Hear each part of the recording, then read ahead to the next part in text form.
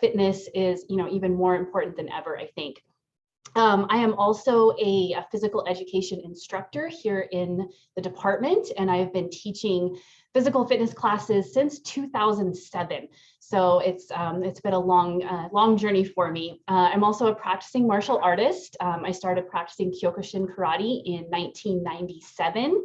And kind of a fun fact about me is that's how I met my husband. Was in the dojo training together, and we still practice and train together today, which is really great. So fitness is a huge part of my life. It's something I feel very passionate about, and I love sharing it with others. One of my favorite things is teaching.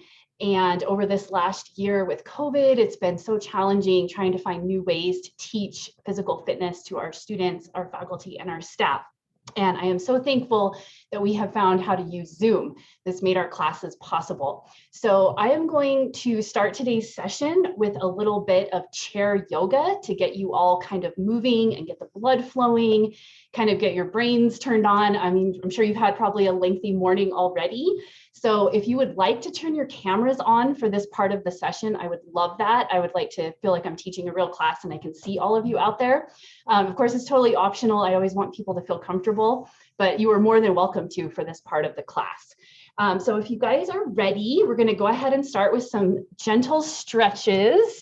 Great, love seeing those faces out there. Awesome. Hello, everyone. So we're going to start, and we're in our chairs. I'm going to move back just a little. I don't have a ton of space, and I'm sure you're all probably in the same situation. But I want you to take your feet just about hip distance apart and place them, flat on the floor. Scoot forward so you're sitting more forward on your chair. And we're going to roll those shoulders back and sit up nice and tall. Beautiful. So I want us to really think about our posture. I know we're all spending a significant amount of time in front of our computer screens, a lot of Zoom meetings, and sometimes what tends to happen, right? Things, shoulders round, everything tightens. We kind of lean forward. I'm guilty of it too. So I want us to really just roll those shoulders back. Think about our posture. Think of creating space between your ribs and your hips and really lifting up. Press your sits bones down into the chair. And at the same time, you're thinking of lengthening up through the crown of the head. Excellent. So let's just take a few deep breaths here. You can close your eyes if you'd like. And I want you to think about how you feel today mentally and physically. And we just want to kind of keep that feeling with us throughout the practice that I'll do this morning and the rest of my presentation. Just take some nice deep breaths in through the nose and then exhale through the mouth. Just fill those lungs with oxygen. If it helps, you can place your hands on your belly and just really feel your belly expand as you breathe in.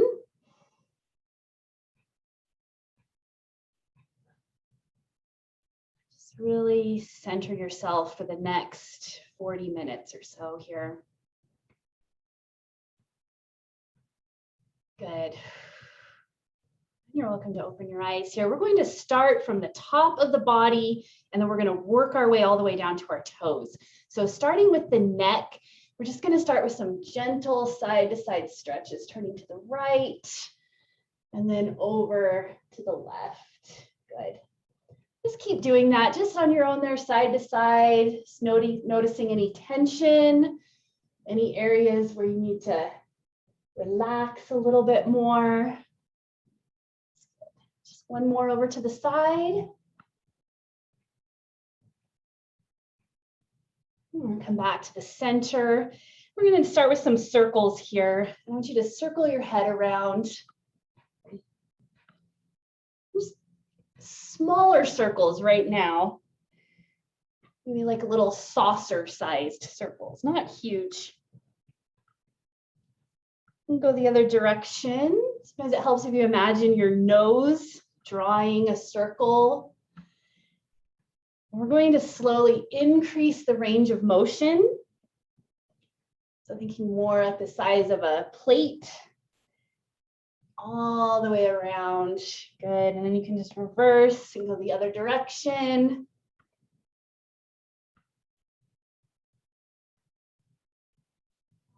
Good, come back to the neutral position. Great. Now we're going to take our hands and place them on the back of your head, close to your neck. And you can use your thumbs to cradle your neck, maybe give yourself a little massage here.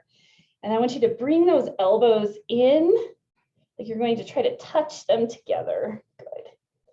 Just you don't want to put a ton of pressure here. Just go where it feels comfortable until you feel that stretch. Pressing your hands into your head. You might feel this down into your upper back.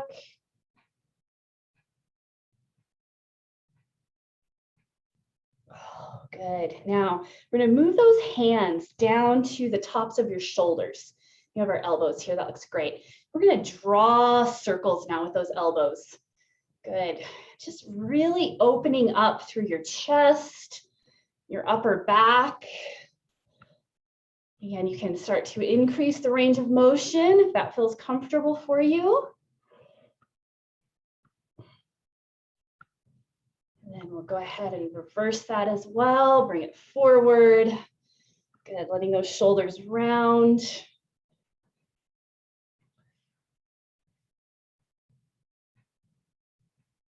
And one more. Excellent. All right. Good. All right, we're going to take our right hand out in front of us. I want you to grab those 4 fingers, pull them towards you, and just stretch out that wrist and your forearm. Good. Let's try to think too of keeping those shoulders relaxed. Yeah, and then we'll switch, go to the other side, grab those fingers, pull back, stretch the wrist. Great.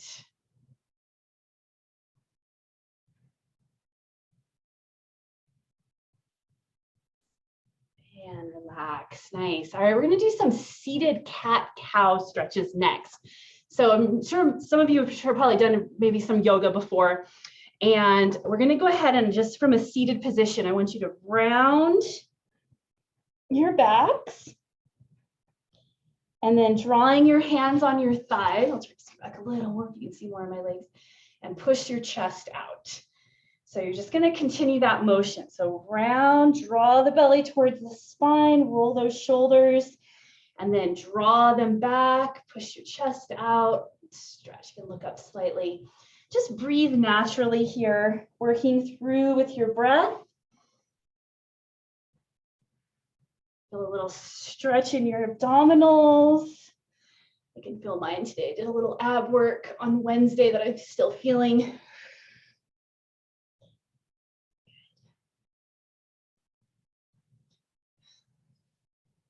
Let's do one more here. Nice, opening the chest and rounding through that spine. Good. All right, sitting up tall again in our nice posture. We're going to take this hand here and I want you to cross it over your legs. And then this hand, we're going to lift up, bicep next to the ear, and we're just going to fold in half. Good. Again, just go where you're comfortable today. Feel this stretch down through your side. And think of lengthening through those ribs and creating space between your rib cage and your hips. Looks great.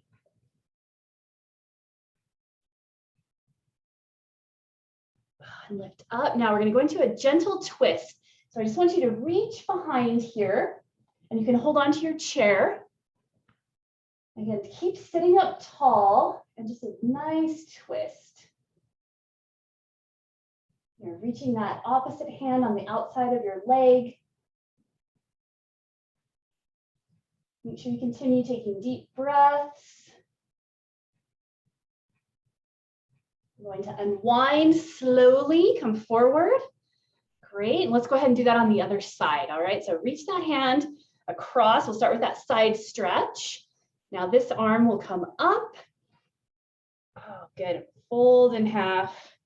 And trying not to collapse or bring forward here, right? We're thinking of keeping everything stacked and that nice lengthening through the side body. Beautiful stretch. Slowly bring that up and then gently come into your twist, holding onto the chair. Still sitting up tall through the spine.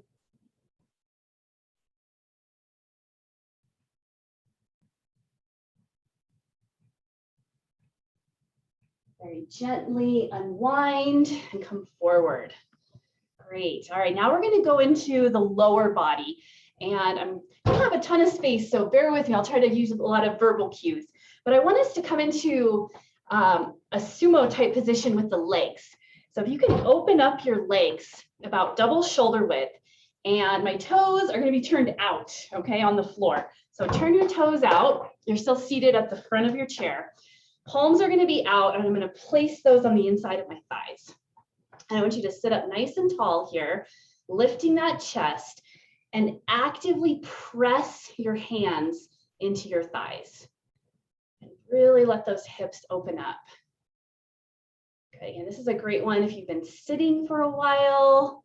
Hopefully this feels really nice. Good.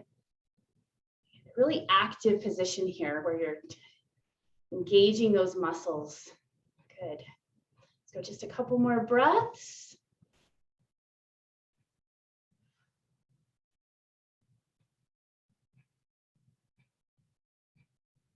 All right, we're going to stay in this position with the legs, but I just want us to come into a shoulder here. So you can bring your hands right above your knees and just drop into the shoulder. And just on your own here, go a few times side to side, dip that shoulder.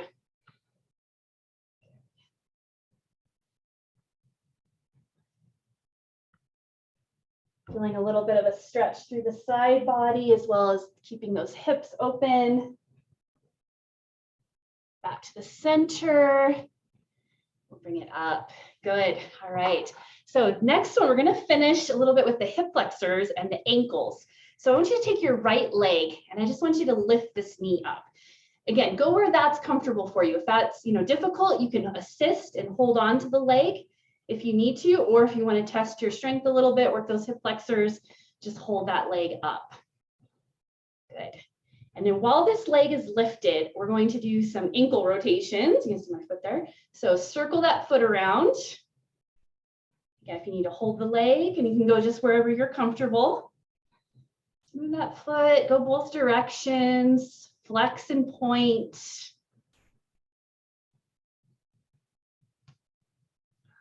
Good. Bring it down, and let's do that on the other side. So lift that knee. Again, if you need to assist and hold, that's okay. Good. Sitting up tall. You can add those ankle rotations. Very nice. Reverse it. And flex, point.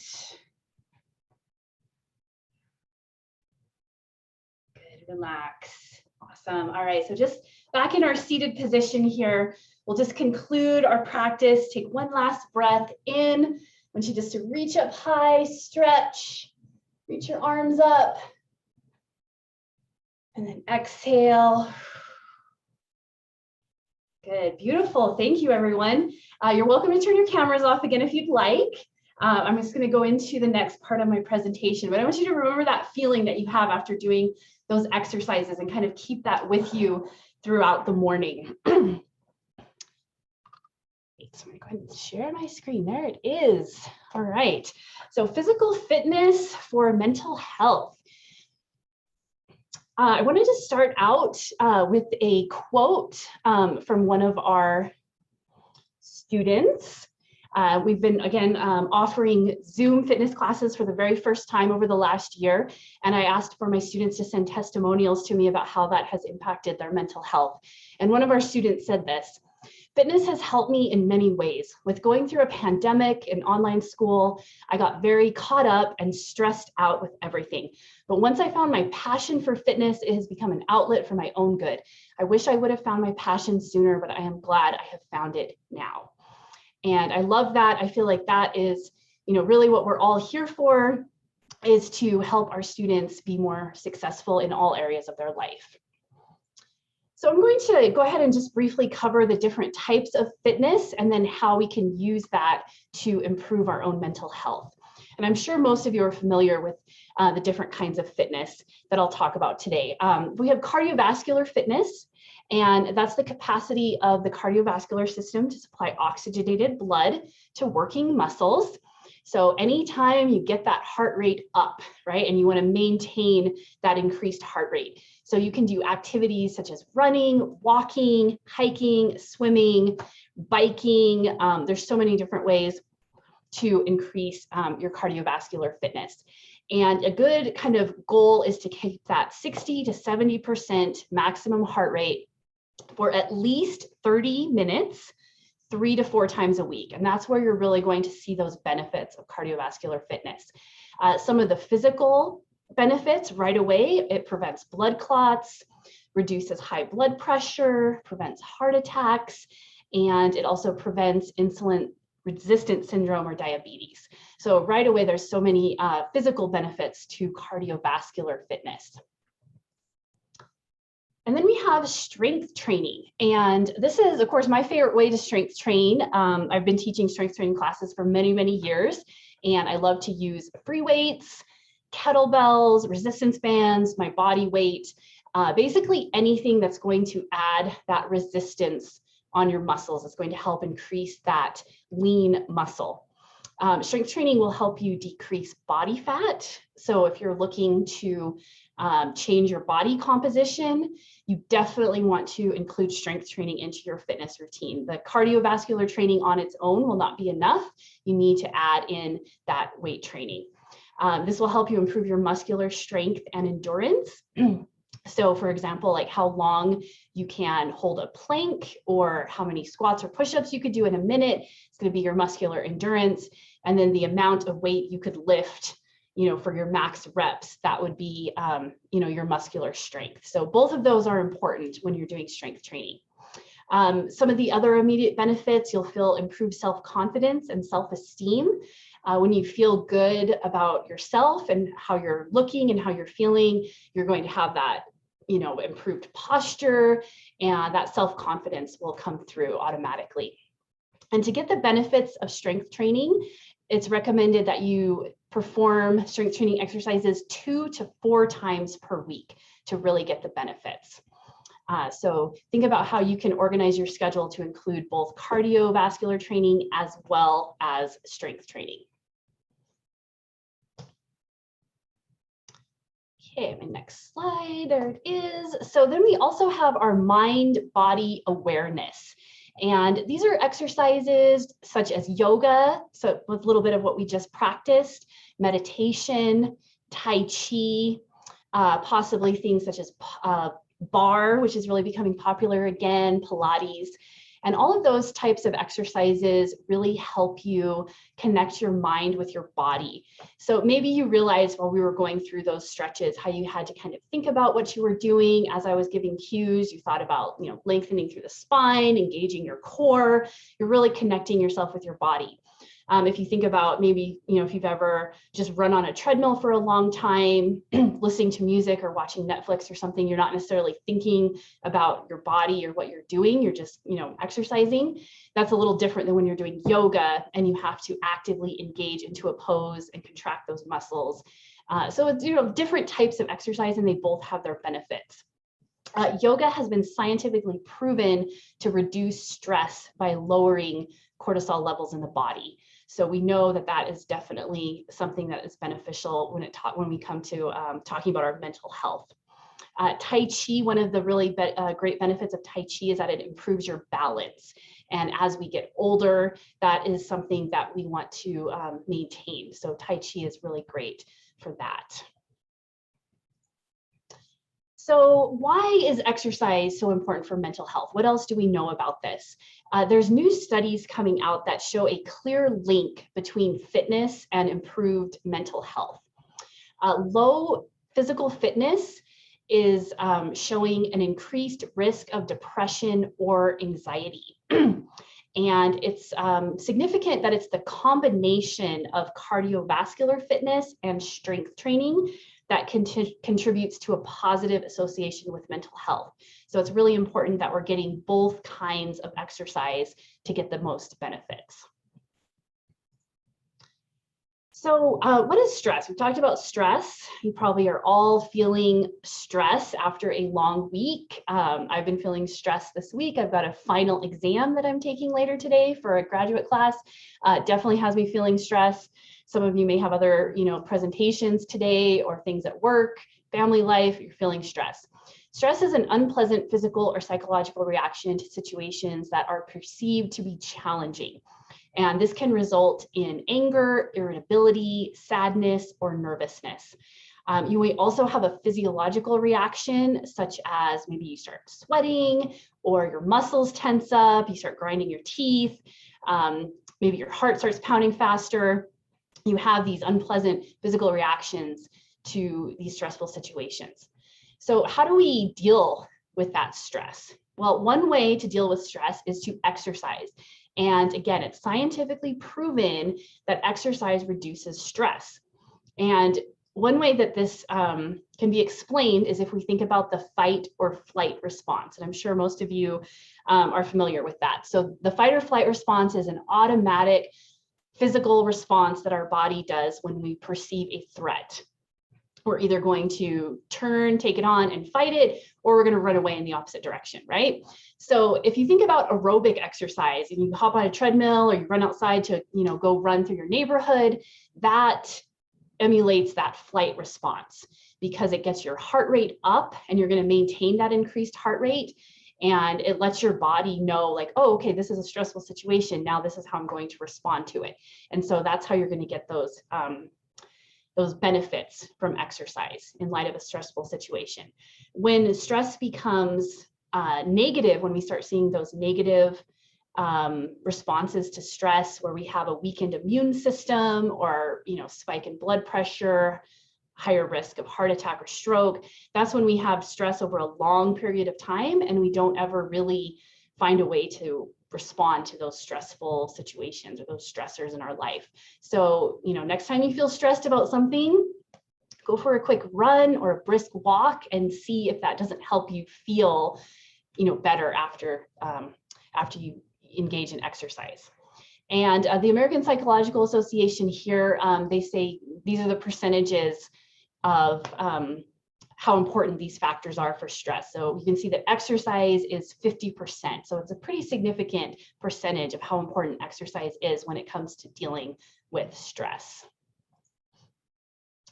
As I was researching about physical and mental health, I came across one study from 2009 and 2010.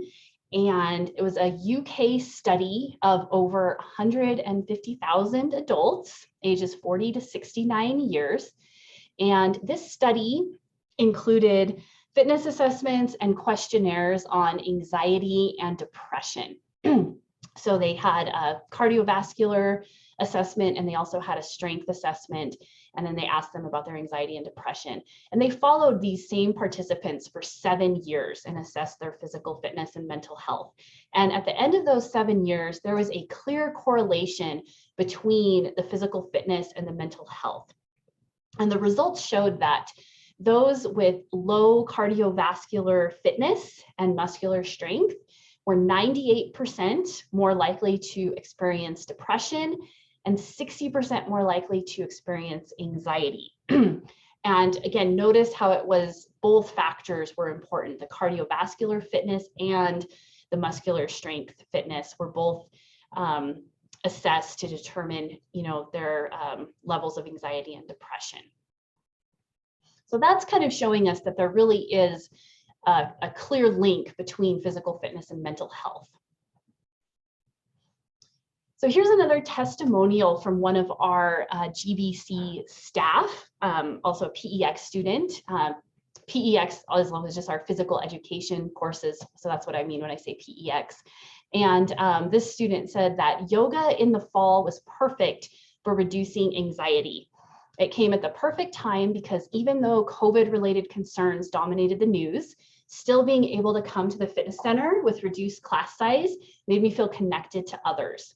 This connection is as important to self-care, mental health as the physical aspect. And I love that quote because I think, again, she was able to practice yoga and really help to relieve some of that day-to-day stress that she was feeling from everything that was happening in the news during that time. So let's talk about mental health in higher education. All of us here work in higher education, we work with students, and how is mental health affecting our students? And we know that the COVID-19 pandemic has brought new awareness to mental health in higher ed. And we won't really know the results of this, right, for quite a long time, because we're still dealing with it as we emerge from the pandemic. I'm sure we'll see more studies, more evidence about how this has been impacting our students. But one study that I found was on almost 200 university students. It was at a large public university in Texas, and they did an interview surveys to study the effects of the pandemic on mental health. And this study was conducted in April of 2020. So it was right after that initial lockdown when everybody was in quarantine, and probably most of these students were doing online learning for the first time, and they wanted to see how that was impacting their mental health. So out of these nearly 200 students, 71% reported increased stress and anxiety. So that's a significant percentage. The number one fear that students reported was fear about their own health and the health of their loved ones. They also reported disrupted sleep patterns, changes in eating. That could have been overeating because of boredom or stress, or sometimes it was undereating, not eating enough. They had decreased social interactions, of course, and then this all led to increased concerns about academic performance. Mental health issues for college students. So we'll talk a little bit more about that. The mental health issues is a leading impediment to academic success. So this is something that is seriously affecting our students. Anxiety is the most commonly reported problem. And with COVID-19, these concerns have only escalated. We're seeing students have had restrictions on physical movement and lifestyle changes. These students may not have been able to get to the physical gyms where they used to exercise, and that affected their mental health. They may have been spending increased amount of time on social media. Maybe again, their eating and sleeping was disrupted. They were slipping into depression, struggling with schoolwork. There are so many issues that our students have been dealing with. And I think it's really important that we make sure our students are aware of how physical fitness can improve their mental health, and that we need to make sure that we provide those activities, whether it's a class or an option or support, something for our students so that they can be more successful in college. So some of the coping mechanisms that the students reported, and there were some negative ones, like there was a small percentage that reported increased drug and alcohol abuse. Some of them reported, again, they were eating more, sleeping more or less, more time on social media, things like that. But there was a significant amount that reported that they engaged in physical fitness to cope with the stress. And I think that's important, and it's great to highlight. So 29% of those students reported using meditation or breathing exercises to cope. And 70% reported engaging in hobbies that included physical exercise. So, even though this was a small study, we're seeing that students, want to exercise, and that they know that this is important for them to have, positive mental health. So I wanted to go ahead and talk about the fitness at Great Basin College, some of the options that we have here. Like I said, we've had, many challenges over this last year with the pandemic. The physical space, the gym itself, has been closed for a significant part of the last year. And we had to get really creative with how we could reach our students and our staff and faculty and make sure they still had ways to engage in physical fitness. And the Zoom fitness classes have been great. It's really allowed us to reach even more students than we could have before, because we've been able to reach students at our other campuses. We have campuses that are in Ely and Winnemucca, Pahrump, and Battle Mountain, and we've had students enroll in our PEX classes over the last year, and they've all given me great feedback saying they're so thankful to have that opportunity. Whereas before, those campuses don't have, fitness facilities, and those students didn't have that opportunity. So that's been, for me, that's been really rewarding to know that I've been able to reach those rural students and give them something that they didn't have before. And we're definitely planning on continuing offering these kinds of classes even as we come out of the pandemic. So that's been really great. I've had students even from out of state take a couple of my online PEX classes, which is pretty cool. So those are kind of all the positives, right? Even though we've been dealing with a lot of negative things, there's always positives that come out of it.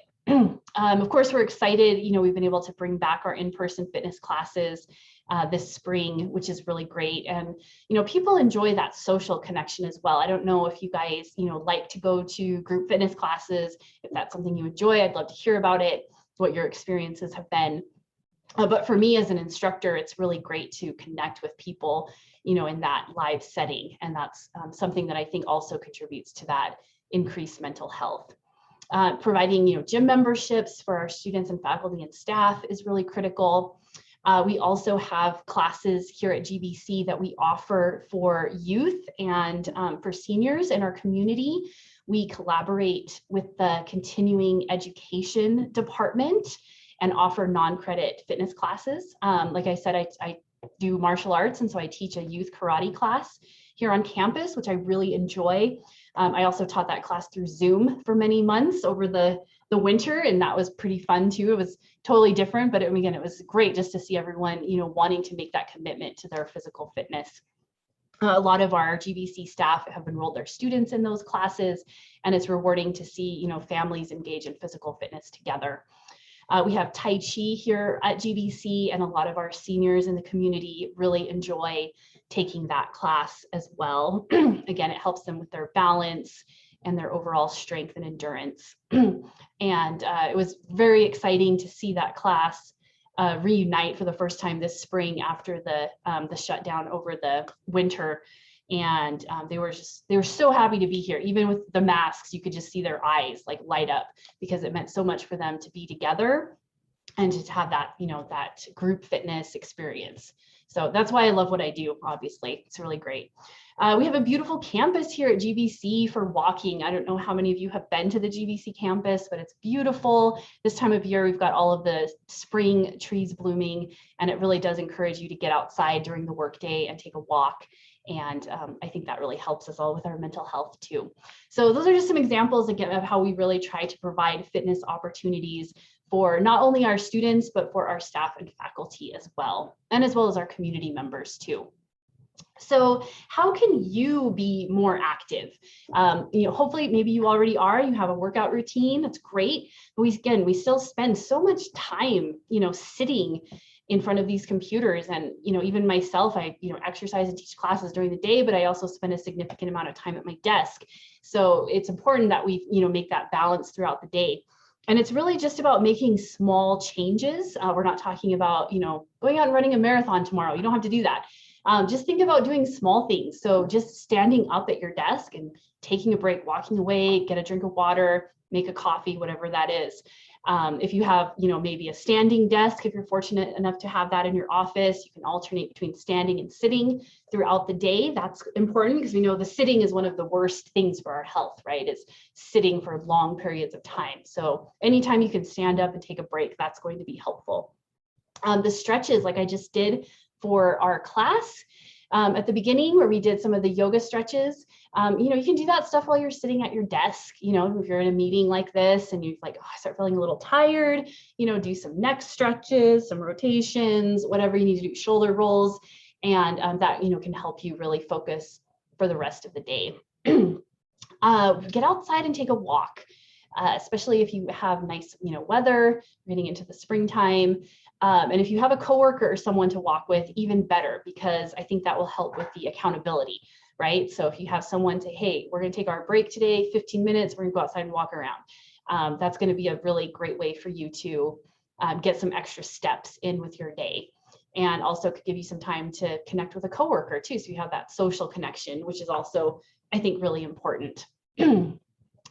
Schedule your workouts. I think that is probably one of the most important because it's easy to be like, oh, I'm not going to work out today. I'm too tired, I got home late, right? Or, oh, it's not going to happen this morning, I slept in, I got the kids and everything, and it's crazy. So put it in your calendar like any other thing, like you have your Zoom meetings and your work commitments, your school, whatever it is. Schedule your workouts, and you're just going to be more likely to commit to that workout time. I know that's why a lot of our participants like our classes, because they have it on their calendar and they're committed to it for the whole semester. Twice a week, they're guaranteed they're going to get their workout in. So I think that's really important. If you're struggling with trying to maintain a regular fitness routine, make sure that you try scheduling it and see if that doesn't help you. And then also find an activity that you enjoy. Fitness doesn't have to be something that's miserable. It shouldn't. It should be something that you really enjoy. So if you can, if you like walking, get outside and walk several times a week, and start getting that cardio training in. If you enjoy weights, do that. If you like the being around people and the energy from a group fitness class, sign up for a class. Whatever it is, you're going to be more likely to stick with it if you find something that you enjoy. All right, so I hope those tips help you to find ways to be more active in your day-to-day lives. And I wanted to conclude my presentation with a couple last quotes from some of our students. These are, again, GVC staff who are enrolled in our PEX classes, and they have been for a very long time. And one student says, "I'll begin by saying how thankful I have been to have had the synchronous remote classes this past year. I am 100 times more likely to exercise hard and not miss a session when I have to sign in and know that live people I know are at the other end. It's been great." And then another student said, "Taking the fitness classes via Zoom has been wonderful. I have felt quite isolated during the pandemic, and it has really helped to be exposed to people in a non-work environment." And again, I love that. And that is why I do what I do. And if you guys have any questions now, looks like we have a few minutes. So if you have any questions or any thoughts you'd like to share about fitness, I would love to hear that from all of you. So thank you for your time this morning. Thank you. We do have 12 minutes, math really quick, on a Friday morning here. If you have questions, feel free to put them in the chat, or you can unmute yourselves in this session. Yeah, you can ask. Feel free to talk. If you guys want to do more stretches, we can do that too. So let me know. We have a few extra minutes.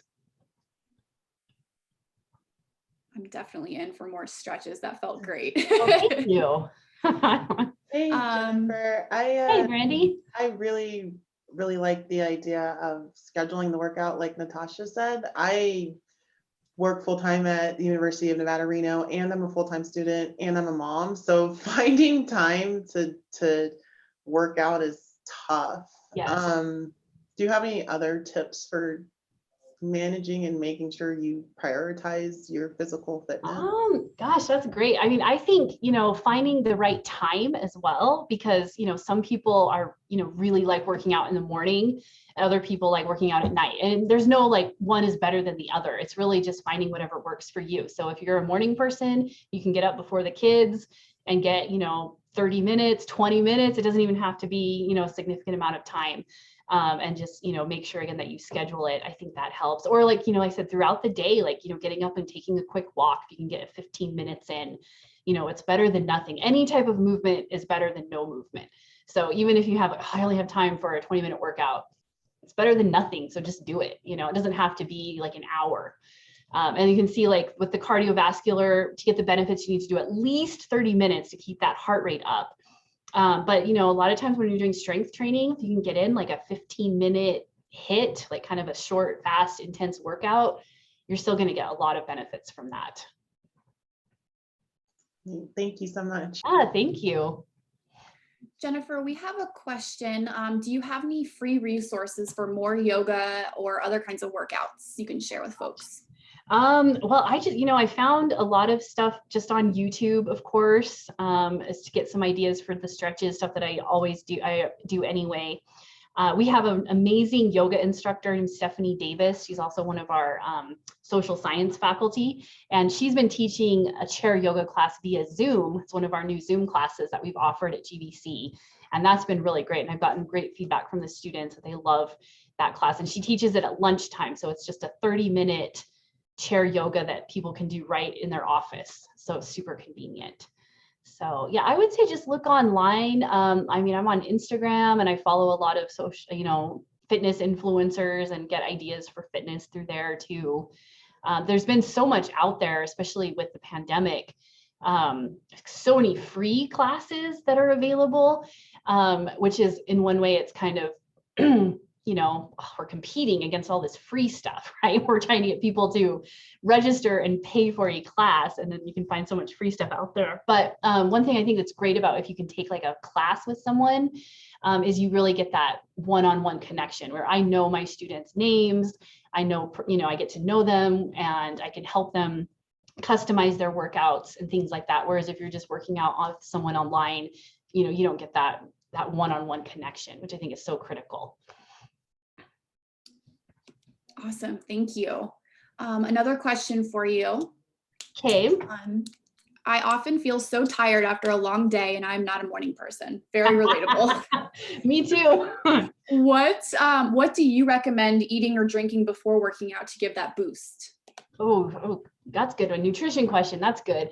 Yeah, probably just, if you could have a light snack, some kind of combination of carbs and protein. Bananas are great pre-workout snacks because it's going to give you that immediate, carbohydrates that will fuel you through your workout. You don't want to eat anything super heavy. And then after your workout, you could refuel with, having your good, protein and a full meal or something like that with vegetables and grains and everything. But I like to like a banana and peanut butter, a little bit of fat with the carbohydrates, cheese and apples. I do that a lot too. Bars can be good. Just watch out for the sugar content. But something like that, just to get you that good little boost of energy, totally get it after work.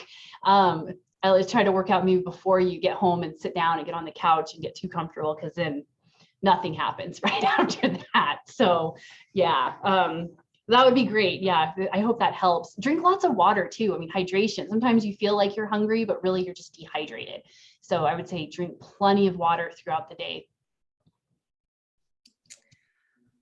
Someone would like to know what your thoughts are on hot yoga. Oh, that's great. I have not tried hot yoga. I've heard a lot about it. I feel personally, I feel like it could be dangerous. I would be very uncomfortable doing it unless I was sure about the health and fitness of the participants. Because if people were, older or had underlying health conditions, I feel like it could be dangerous. I wouldn't want that to happen in a class.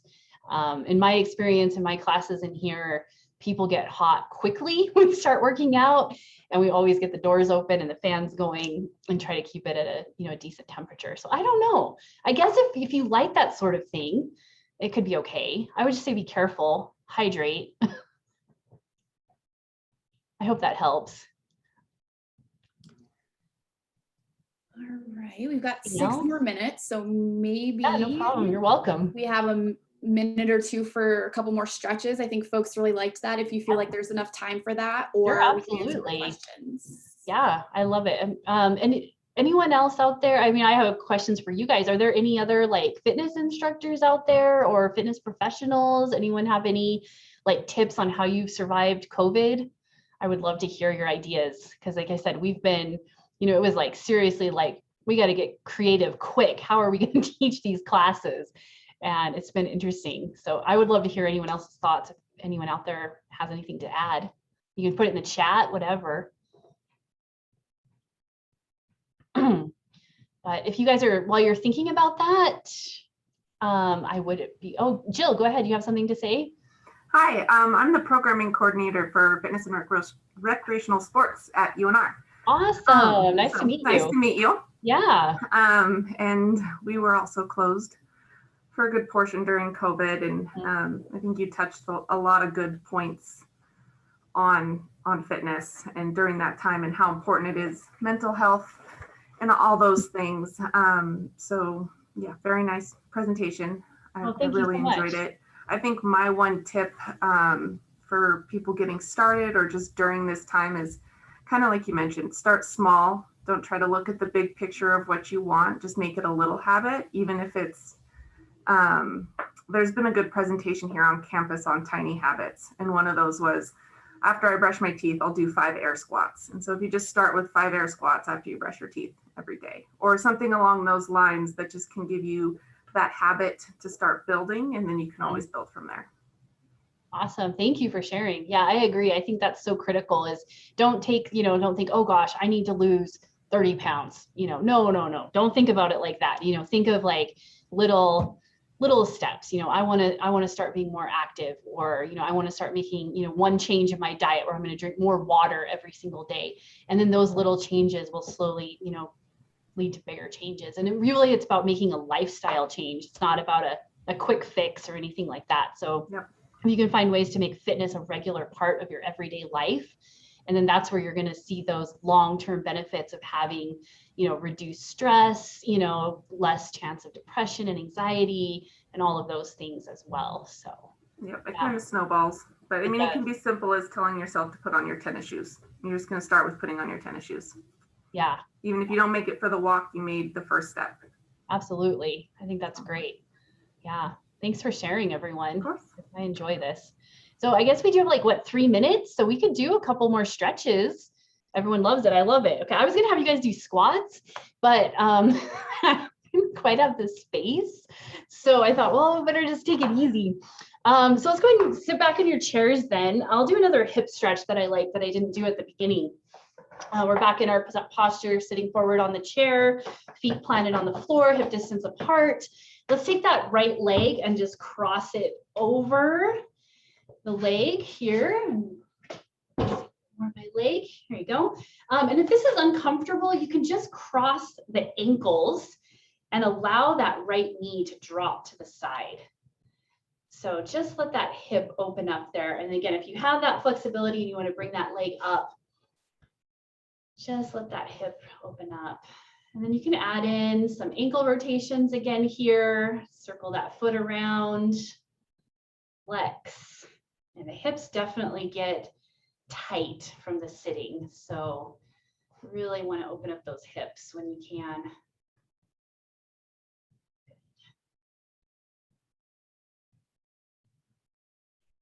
Let's take another deep breath here. As you exhale, just think of sinking into that stretch a little bit more. Good. All right, let's go ahead and switch legs. So again, you can just cross at the ankles or bring that leg up, cross it over, press that knee down, sitting up tall through the spine.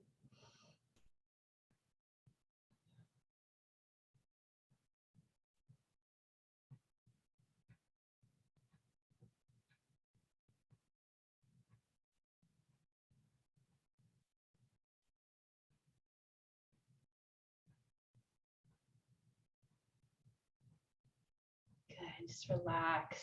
Nice. All right, we're going to finish. I know if you guys do yoga, they kind of finish with a nice little meditation at the end. So if you're seated here, I'm just going to kind of collapse forward. And I want you just to relax. Relax your abdominals, your shoulders. Someone's kind of like a seated child's pose, really. So just take some deep breaths into that rib cage. Fully inhale, fully exhale. Allow your shoulders and neck to relax.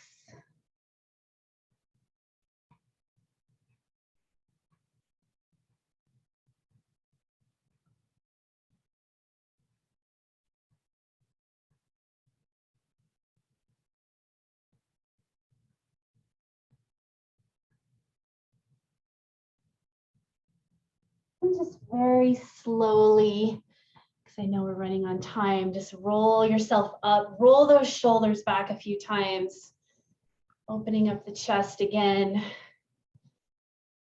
Good. All right, everyone, let's finish. I always like to finish with the last breath. So inhale again for me. Reach it up nice and high. Reach for the ceiling, palms up. And then exhale. Wonderful. All right. Thank you so much for your time this morning. I really enjoyed being here with everyone, and I hope you have a wonderful weekend and a great rest of the semester. Thanks so much, Jennifer. We really appreciate everything you taught us. It felt so great to move this morning. Great. I did put the link for the summit website in the chat. Make sure you join us for the keynote starting at 11:30 with Dr. Kevin Kruger, president of NASPA. So hope you enjoy the rest of your summit and have a great weekend. All right. Thank you. You too, everyone. Bye.